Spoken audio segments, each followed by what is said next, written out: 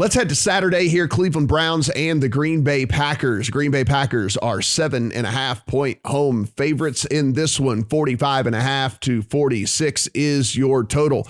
You got the Browns, who are one of the teams that were absolutely devastated by the COVID outbreak.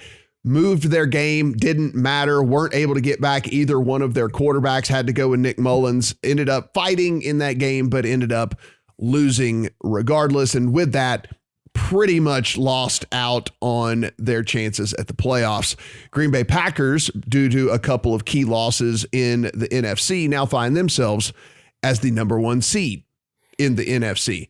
Steven, I'll start with you because you have a bet in this one. And it's might be a little shocking to some people because you're on the Browns.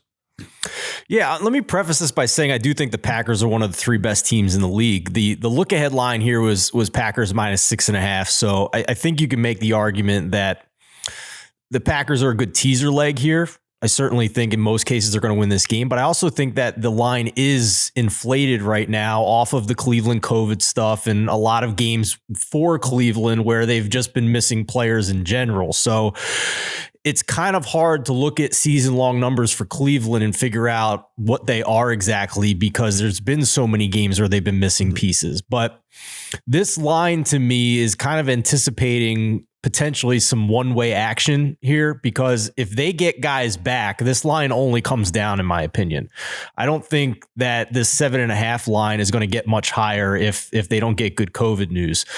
And I'm basing that on what some of these Packers closing lines have been earlier this season. They were only 8 against the Washington football team. So you're telling me if Cleveland's healthy, that they're basically the same as the Washington football team. I don't agree with that. And the Packers were only 3 against Russell Wilson and the Seahawks. And if you factor in home field, they were 5.5 against Minnesota. So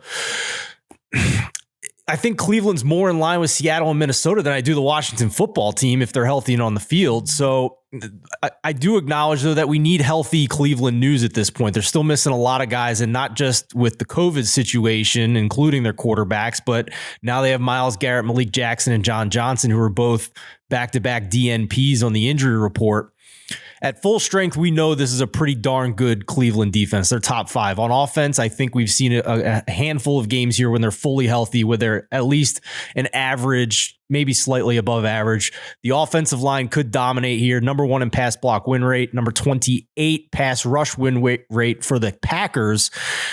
And also number 5 rush DVOA offense versus the number 25 rush DVOA defense for the Packers. So I am taking a chance here, trying to get the best number. Hopefully we get some good injury and COVID news for the Browns.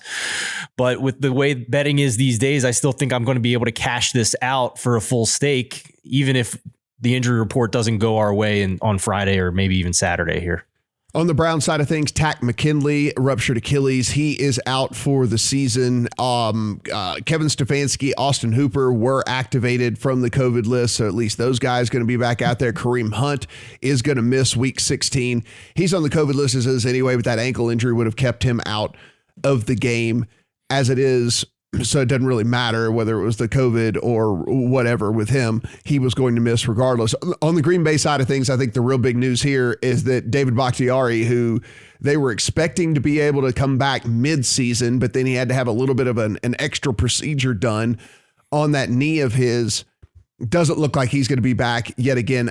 I would be surprised at this point if they played him at all and maybe just tried to get him ready for the playoffs. But again, that's just me speculating here.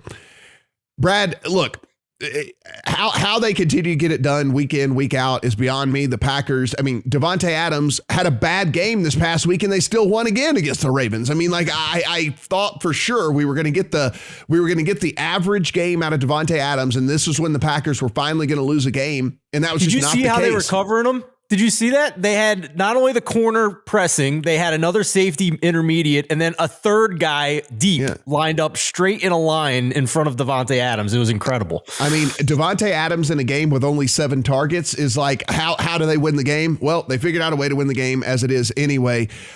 Is 7.5 too much here in your opinion, though?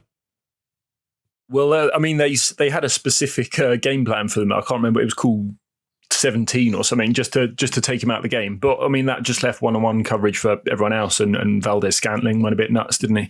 So, you can take him out. You can take Adams out if you triple team him, but you're going to get cooked elsewhere. 7.5, I really don't have a strong view here. I mean, Myles Garrett is huge. I think if he's out, then the Browns are in real trouble, especially with that Takk McKinley injury as well. Suddenly, the strength of the team, the D-line, is suddenly gone, essentially, against Aaron Rodgers, who gets rid of it so quick, who's got good protection anyway. So I think you have to make sure Clowney's in before you bet anything. The other side, the Packers' defense is fallen off quite dramatically. Just looking through the game log here, they've given up 30 to the Ravens, 30 to the Bears, 28 to the Rams, and 34 to the Vikings over their last 4. So about 30 points a game. So can the Browns take advantage of that? Like, if it's Baker, he's probably still got that torn labrum. He's pretty bad. So I don't know. Yeah, it was a no bet for me as it stands, but I'll watch Clowney closely. Not Clowney, Garrett. Yeah, Stephen mentioned a way to play this, and that's the teaser leg this week. I have a full-on Saturday teaser, and it had nothing to do with just wanting to get it home on Saturday. It had everything to do with the fact that I just like both legs of the teasers on Saturday. Getting Green Bay down to 1.5 points here.